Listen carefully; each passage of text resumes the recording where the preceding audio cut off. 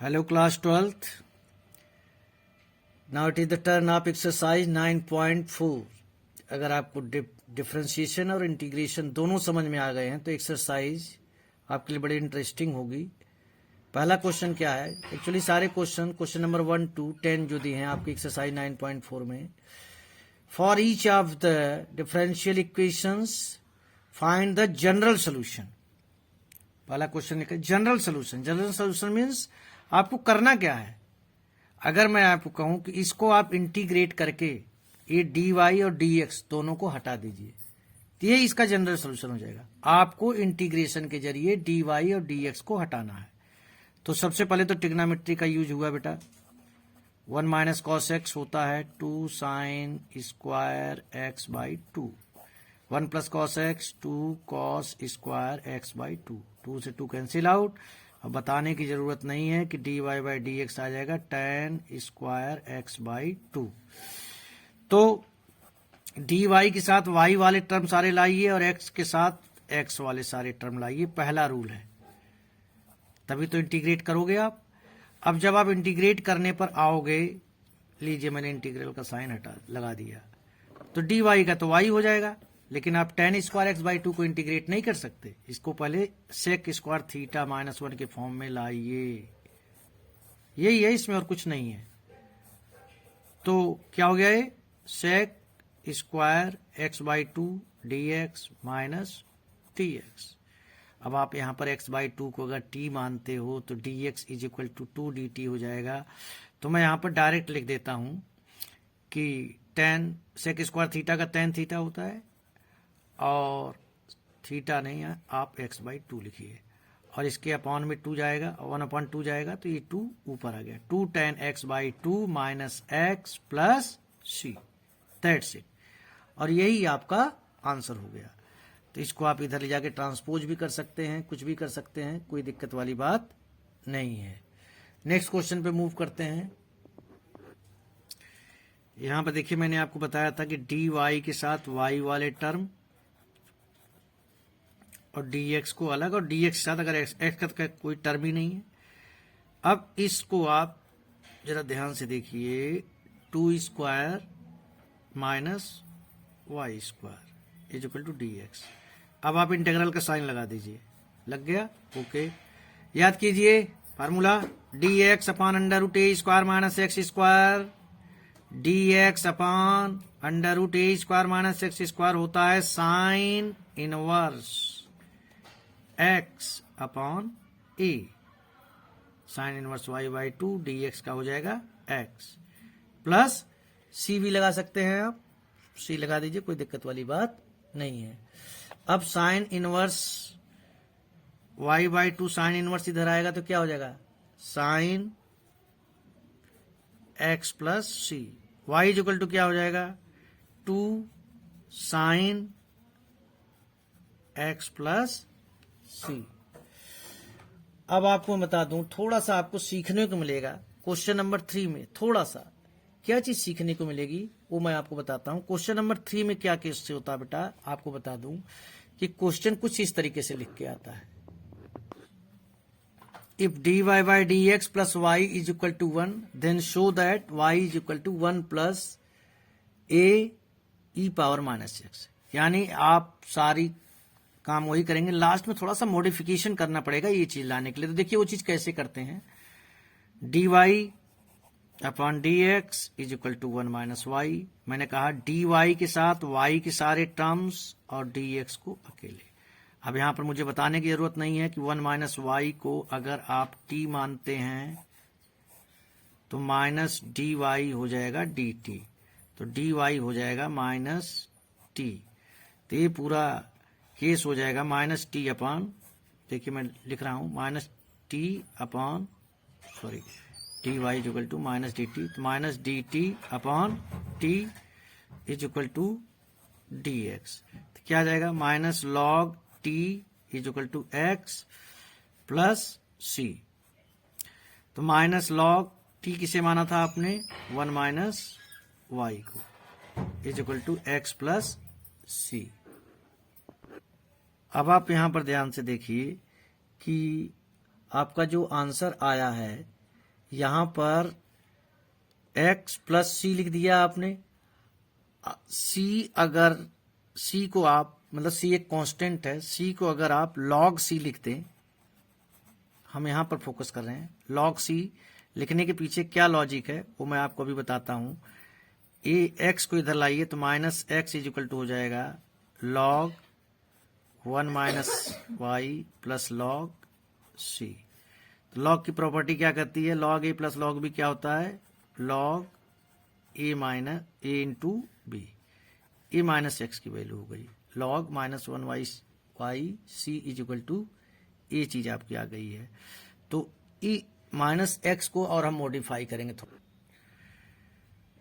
Minus x log 1 minus y plus log c आ गया था, तो माइनस एक्स को आप माइनस एक्स इंटू 1 भी लिख सकते हैं, और 1 को आप लिख सकते हैं log ई। सवाल ये उठता है कि log ई लिखने की जरूरत क्यों है, क्योंकि यहाँ राइट हैंड साइड में log आ चुका है। तो माइनस एक्स इंटू 1 log ई की वैल्यू 1 होती है। अब log की प्रॉपर्टी आप यूज करेंगे तो ये माइनस एक्स कहाँ चला जाएगा, ई के ऊपर, तो log E power minus x is equal to log 1 minus Y C आ गया। अब दोनों तरफ से log हटा लेंगे तो क्या बचेगा आपका, E power minus x is equal to 1 minus Y C. तो अब ये चीज आप लिख सकते हो कि 1 minus Y is equal to क्या आ जाएगा, E power minus X upon C. Y is equal to क्या आएगा आपका, सिर्फ वाई अगर आप निकालोगे तो वाई इज इक्वल टू आ जाएगा 1 minus E power minus X upon C. तो मैं आपको जो बताना चाहता हूं कि 1 माइनस 1 प्लस, इसको आप ऐसे भी लिख सकते हैं, माइनस 1 अपॉन सी ई पावर माइनस एक्स लिख सकते हैं। इसी माइनस 1 अपॉन सी को आप, एक कांस्टेंट ही तो है, इसको आप लीजिए एक दूसरा कांस्टेंट ए, और ए आपका रिक्वायर्ड आंसर आ जाएगा। इस क्वेश्चन में खास क्या था, आपने क्वेश्चन कर लिया था यहां तक, ये एक्चुअल में इसका सोल्यूशन यहीं पर आ गया था, लेकिन इसके बाद मॉडिफिकेशंस किए गए हैं ये चीज लाने के लिए। y is equal to 1 plus a e power minus x को अलग रखा गया, क्योंकि मैं माइनस एक्स अगर नहीं लगूंगा तो ई पावर माइनस एक्स नहीं आएगा। तो माइनस एक्स को मैंने टारगेट किया कि लाना है किसी तरीके से, उसी माइनस एक्स को log ई लिख दिया, माइनस एक्स इंटू log ई, माइनस एक्स को ई के ऊपर ले गया, और ये आपका पूरा क्वेश्चन सॉल्व होता हुआ नजर आ गया। क्वेश्चन नंबर 4 में कुछ भी खास नहीं है, इसको आप खुद कर सकते हैं। पूरी क्वेश्चन को 10x 10y से डिवाइड कर देना, आपको आंसर मिल जाएगा, कुछ खास नहीं है। क्वेश्चन नंबर 5 भी आप कर चुके हैं। इंटीग्रल में था कि ई एक्स प्लस ई पावर माइनस एक्स को आप टी माना करते थे, तो वो चीज डी टी आ जाएगी, तो डी टी अपॉन टी हो जाएगा, बड़े इजली, कुछ भी खास नहीं है। अब आते हैं हम क्वेश्चन नंबर 6 पर, जो थोड़ा सा हल्का सा अलग दिखाई दे रहा है, अलग तो नहीं है, 6 क्वेश्चन भी बहुत इजी है। D y y d s केवल स्टैंडर्ड फॉर्म लिखते जाऊंगा, आप खुद कर लेना। 1 प्लस एक्स स्क्वायर, जल्दीबाजी में आप लोगों से एक गलती होती है, इसलिए इस क्वेश्चन को करा रहा हूं। ये चीज दी हुई है, तो यहां पर डी वाई अपॉन, मैं आपको बता चुका हूं कि डी वाई डी एक्स हमेशा न्यूमरेटर में होते हैं, कभी डिनोमिनेटर में नहीं होते। कई बच्चे डिनोमिनेटर में लाने की कोशिश करते हैं। 1 plus x square D x. अब यहाँ पर आप जानते हैं 1 अपान ए tan इनवर्स एक्स अपान ए का फार्मूला लग जाएगा, और यहाँ पर जनरल फार्मूला जो एक्शन वाला होता है वो लग जाएगा। बड़ी इजीली आप क्वेश्चन को कर सकते हैं। क्वेश्चन नंबर 7 पर आते हैं। क्या दिया क्वेश्चन नंबर 7 में, y log dx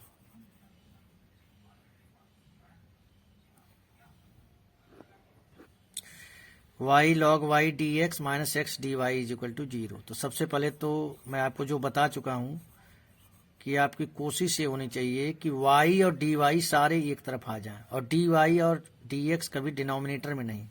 तो बेटा dx अपान x करो, और यहाँ dy के नीचे ले जाओ y log y। अब मुझे नहीं लगता कि आपको कुछ बताने की जरूरत है, इसका तुरंत आ जाएगा log x, dx अपान x log x, और log y को अगर यहाँ आप t मानते हो तो 1 अपान y क्या आ जाएगा dt। तो ये हो जाएगा आपका dt अपान t, इंटीग्रल में आप कर चुके हो ये चीज। तो log x is equal to log t, और इसके साथ आप log c लिख दें, क्योंकि सारी चीजें log में आ गई हैं, और सॉल्व कर लेंगे और आपको आपका आंसर मिल गया। क्वेश्चन नंबर 9 कुछ खास नहीं है, मैं आपसे फिर वही कह रहा हूं कि x वाले टर्म एक तरफ जाएंगे और y वाले एक तरफ। अब बेटा इंटीग्रेट करना है, बताने की कोई जरूरत नहीं है, मैं आपको y8 में बता चुका हूं कि इसका तो y आ जाएगा बेटा।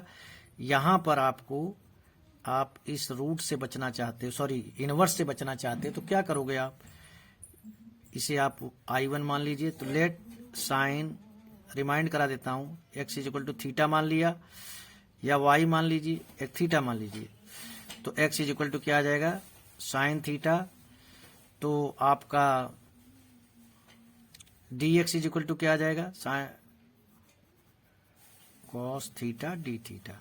अब यही इंटीग्रल आपका जो साइन इनवर्स x dx है, ये क्या हो जाएगा, थीटा और dx की जगह कॉस थीटा डी थीटा। अब यहाँ आइलेट के अकॉर्डिंग करेंगे, अलजेब्रा के बाद ट्रिग्नोमेट्री आती है और है ऐसा, तो first function into integral of second function cos theta का होता है sine theta, minus derivative of first function theta का 1 हो गया, integral of second function cos theta का जो होता है साइन थीटा डी थीटा।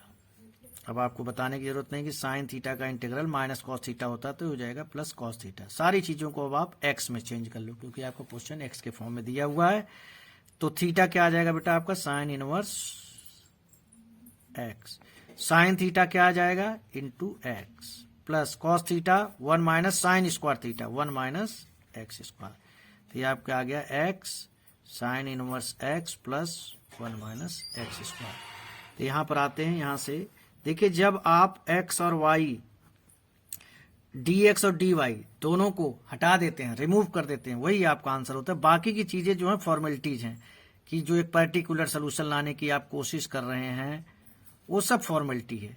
लेकिन मेन टास्क आपका क्या है कि sign inverse x, sorry dx और dy दोनों को आप रिमूव करें, और देखिए आपका आंसर आ गया।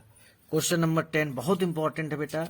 आपको मैं बता दूं कि हो सकता है आपको इजी लग रहा हो अगर आपने डेरिवेटिव और ये कर लिया है, लेकिन आपने डिफरेंशिएशन इतनी मेहनत से सीखा, फिर इंटीग्रल सीखा, तो उसका कुछ न कुछ तो बोनस मिलना चाहिए। तो वो बोनस आपको चैप्टर 8 मिला, अब यहाँ चैप्टर 9 में भी मिलना चाहिए। क्वेश्चन लिख लेते हैं। देखिए क्वेश्चन आपके सामने है, इक्वल टू 0। तो यहाँ आपको क्लियरली दिखाई दे रहा है, ई पावर एक्स और डी एक्स को हम एक साथ लाएंगे, और sec square y tan y और डी वाई को एक साथ। तो सबसे पहला स्टेप क्या होगा बेटा, वो ये होगा, देखो इन सबको उठा के इधर ले आओगे जब, तो साइन चेंज हो जाएगा, तो ये 1 माइनस ई एक्स हो जाएगा, ई एक्स माइनस 1। मैं डायरेक्ट कर रहा हूँ, समझ जाएंगे आप, इधर लाओगे तो माइनस करोगे ना, तो 1 माइनस ई एक्स हो जाएगा, ई एक्स माइनस वाई। बाकी इसको ऐसे रहने दो। अब सारे डी वाई इधर है राइट हैंड साइड में, डी वाई इधर ही रहेगा भाई, sec square y d y इधर ही रहेगा, क्योंकि न्यूमरेटर में रखना है ना। और यहाँ से कौन नीचे आ जाएगा, टेन वाई। डी एक्स इधर है तो ये ऊपर ही रहेगा, ई एक्स भी ऊपर रहेगा, नीचे कौन आएगा, ई एक्स माइनस 1। अब मुझे नहीं लगता कि कुछ ऐसा है कि आप इंटीग्रेट ना कर पाएं, अब बड़े इजिली इंटीग्रेशन हो जाएगा।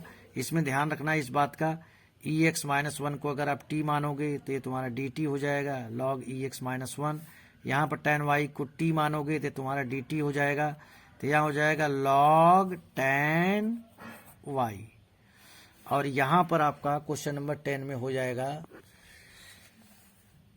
तो आपका ये प्लस लॉग सी भी कहीं लिख दीजिए, कोई दिक्कत वाली बात नहीं है, यहाँ लिख दीजिए, यहाँ लिख दीजिए, जैसे रिक्वायरमेंट हो। तो आपका E X minus 1 is equal to log, यहाँ भी लिखे रहने देते हैं, log ten Y into C. इसके बाद लॉग हटा सकते हैं। देखिए एक पर्टिकुलर आंसर जब लाना होगा तब तो आपको दिया होगा, मैं पहले बता चुका हूँ, शो दैट दिस। यहाँ पर इस क्वेश्चन को देखकर आप, कोई बच्चा ये भी कर सकता है कि सर हम इसका साइन नहीं चेंज करेंगे, हम तो ई एक्स का साइन चेंज करेंगे, इसको इस तरह ले जाएंगे। बच्चा कर सकता है, कोई दिक्कत वाली बात नहीं है। तो उसका आंसर 1 माइनस ई एक्स करके आ जाएगा, माइनस बाहर आ जाएगा। तो यहाँ पर मेन टास्क जो है इस एक्सरसाइज में, वो टास्क आपका ये है कि जो भी डी एक्स और डी वाई दिया है इनको आप प्रॉपर तरीके से लिखिए, और इस तरीके के लिखिए कि और भी जो टर्म्स दिए हैं वो इनके साथ अटैच्ड हो जाए, और अटैच्ड हो जाएं और उनका इंटीग्रल हो सके। और इंटीग्रल तभी हो सकता है, इंटीग्रेशन तभी हो सकता है जब फंक्शन और उसका डेरिवेटिव दोनों प्रेजेंट है। तो यही शफलिंग आपको करनी है। डी वाई के साथ वाई वालों को ऐसा लगाइए और डी एक्स के साथ एक्स वालों को कि उनका इंटीग्रेशन हो जाए। और जैसे इंटीग्रेशन आप कर लेंगे आपका 95% क्वेश्चन, 98% आप समझिए हो चुका है। उसके बाद सी लगाना है, क्या करना है, दैट्स अदर थिंग। तो अगली वीडियो में हम कुछ और क्वेश्चंस इसी की तरह सॉल्व करेंगे, बस उसमें हम जो कांस्टेंट हमारा सी आ रहा है उसकी वैल्यू निकल आएगी और कुछ नया नहीं है क्वेश्चंस बिल्कुल इसी की तरह। डी एक्स को और एक्स वाले टर्म को एक तरफ ले जाइए, डी वाई और वाई को एक तरफ ले जाइए और इंटीग्रेट कीजिए। आई होप आपको समझ में आया होगा, एंजॉय कर रहे होंगे आप लोग। कुछ क्वेश्चंस मैंने लीव कर दिए हैं, अगर कोई दिक्कत आ रही है तो कमेंट सेक्शन में आप पूछिएगा, मैं उसकी वीडियो फिर से अपलोड कर दूंगा जब इसका सेकेंड पार्ट बताऊंगा। Thank you.